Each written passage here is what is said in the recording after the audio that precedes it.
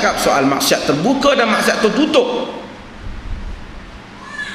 Dan alhamdulillah, tapi tak bagi kesan apa, kuliah di Perlis saya tengok meningkat dengan begitu baik.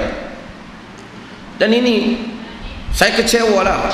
Dia tak patut serang saya pasal saya bukan orang parti, saya bukan ahli parti mana-mana. Dia nak bincang benda tu, kalau nak serang, cakap benda yang betul. Kita tak pernah kata orang tepi lah. Kita selalu kata, kenapa pergi cari dalam bilik yang terbuka tak ambil tindakan. Kita sebut benda tu dalam TV, dalam surat khabar, orang boleh baca di sana sini. Apa you put selewengkan fakta? Kemudian takbir pula. Nak takbir apa? Benda tak betul. Kalau orang kata salah guna, marah. Saya bukan nak condemn siapa-siapa, saya tak terlibat parti mana-mana pun. Tapi masalah dia serang saya dulu. Dia kata dulu, saya tak kata macam tu pun. Adakah itu nak jadikan modal politik ceramah? You nak ceramah politik, pergi hantam orang politik lah. Hantam mufti buat apa? Hantam saya hantam balik ya.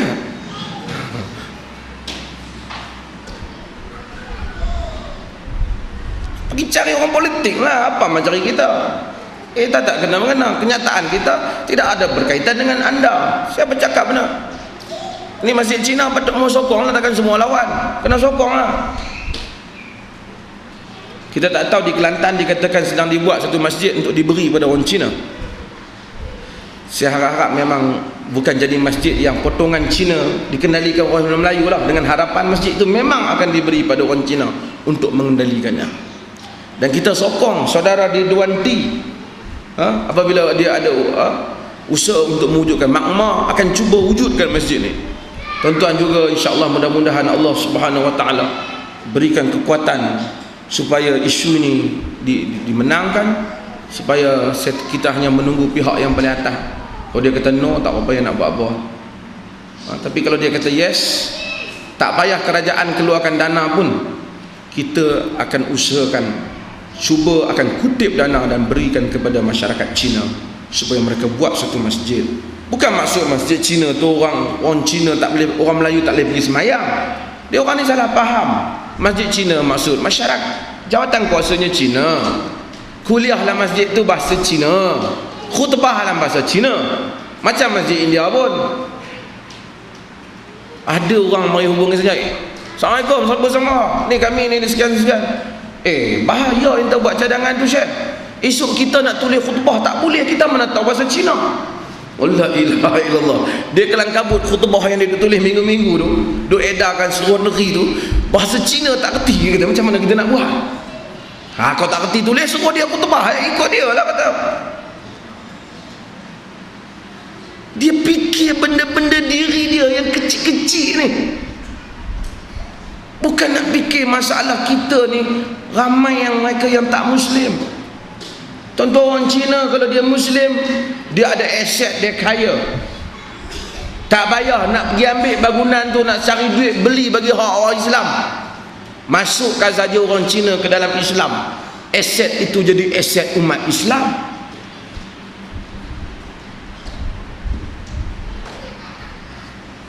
Kenapa? Biar aja lah. Kita tak kisah. Kita tengok yang penting orang tu mengucap 2 kalimah syahadah, maka dia adalah saudara Muslim kita.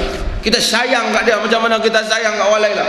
Bahkan orang Cina kalau lebih kuat Islam dia, kita sayang lebih dari orang Melayu ni. Ukuran kita bukan bangsa, ukuran kita sesungguhnya yang paling mulia di sisi Allah ialah yang paling bertakwa di kalangan kamu. Hadirin mukminin sekalian, saya tak mau panjangkan kuliah ni, saya nak bagi peluang kepada tuan-tuan mengukakan soalan. Saya pun baru balik daripada Terengganu, ada majlis, dan insyaAllah kalau tuan-tuan ada soalan, tuan-tuan mengukakan dan saya akan cuba jawab dengan kadar yang berdaya. Wallahu a'lam.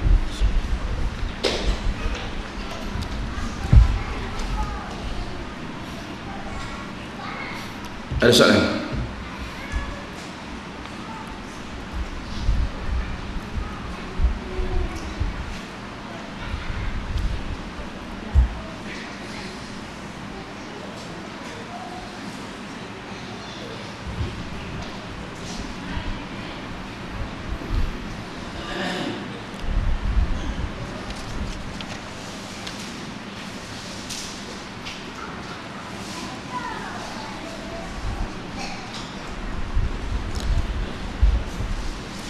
pelaburan yang menjanjikan pulangan tetap.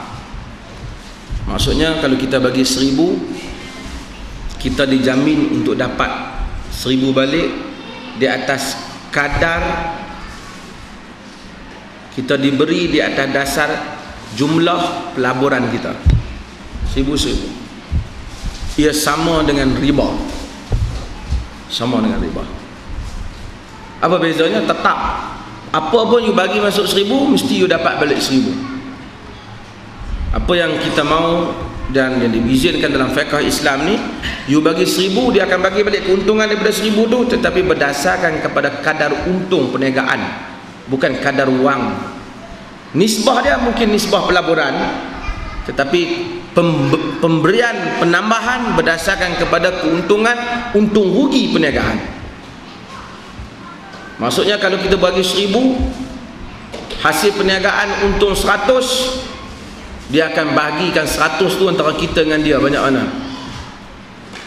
Tapi kalau kita bagi 1,000, dia confirm balik bagi 1,000, itu bukan suatu perniagaan yang syar'i, bahkan itu adalah dia anggap sebagai sistem riba. Sama seperti kita bagi pinjam kat orang 1,000, dia jamin hang bagi aku pinjam 1,000, aku jamin kau balik, apa terjadi pun tetap hang dapat balik 2,000, tanpa ada risiko untung dan rugi.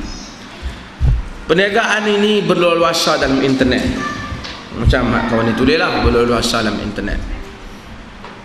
Hadirin mukminin sekalian, kalau sungguh benda ni ada dan menguntungkan macam ni, agak-agak boleh ke kita saja lah. Habis kerajaan-kerajaan dalam dunia ni berniaga habis. Dia masuk benda tu dan dia akan dapat keuntungan tu, dia bubuh 1 bilion duit negara, terus dia dapat lagi 1 bilion. Kerana apa? Kerana tak ada risiko rugi. Apa nak takut? Suruh dunia apa kat buat. Ternyata benda ni tak macam tu. Benda ni macam saham Pak Mantelo lah. Peringkat awal duk masuk ni memang akan dapat balik pulangan dia, dan akhirnya yang last dia tak akan dapat. Ini ada unsur gharar, untuk tidak jelas, dan unsur tidak jelas ini tidak boleh menjadikan ia satu perniagaan yang syar'i. Wallahu a'lam. Ada soalan? Ya.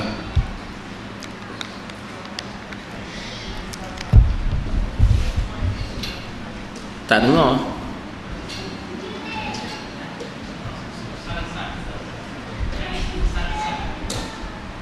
Oh, kenapa? Hadis musalsal. Ya, kenapa?